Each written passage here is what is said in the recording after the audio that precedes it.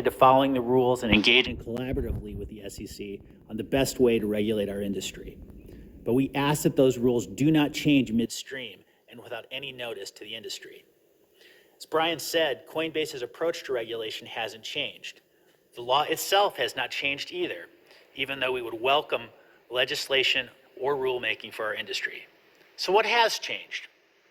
When Coinbase became a public company, the view of the SEC appeared to be that the SEC lacked statutory authority to regulate businesses like Coinbase. In May 2021, just 1 month after we became a public company, that's what Chair Gensler testified to Congress. He said, quote, "The exchanges trading in these crypto assets do not have a regulatory framework either at the SEC or our sister agency, the CFTC." And the very next day, he said that the SEC would work with Congress to develop such a framework.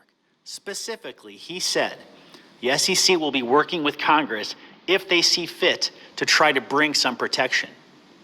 The Wells notice we received appears to say the opposite just 2 years later, as the SEC staff contends that significant aspects of Coinbase's businesses are now subject to and violate federal securities laws.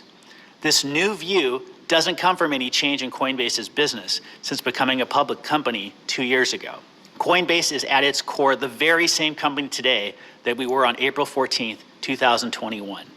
Nor does this new view come from the SEC staff's discovery of something that Coinbase concealed or misrepresented in our extensive engagement with the SEC, including during the registration process. Absolutely nothing like that has been suggested. So what accounts for this change? In December 2022, following the collapse of FTX, a digital asset trading platform that is entirely dissimilar to Coinbase, the SEC appears to have adopted a new view. That month, Chair Gensler said in an interview, "I feel that we have enough authority, I really do, in this space to regulate crypto companies." Of course, in the time between this statement and the prior ones, Congress did not pass any new legislation to fill the statutory void that Chair Gensler previously acknowledged, and the SEC has not tried to fill the void itself through rulemaking, even though the industry and Coinbase specifically have repeatedly and formally requested that the SEC do so. To be candid, this is pretty startling for Coinbase as a compliant US public company to watch unfold.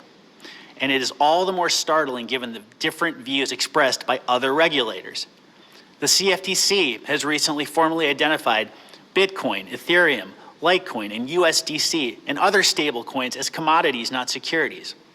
When the Department of Justice charged a former Coinbase employee for improperly front-running asset listing decisions, it declined to bring any securities-related charges.